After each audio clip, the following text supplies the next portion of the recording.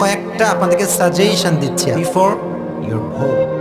এই যে ভোট সামনে আসছে, প্রচারণা করবেন, কোনো সমস্যা নাই, কিন্তু মনে রাখবেন নামাজ যখন চলবে প্রচারের কোনো মাইক বাংলাদেশের রাস্তায় চলবে না।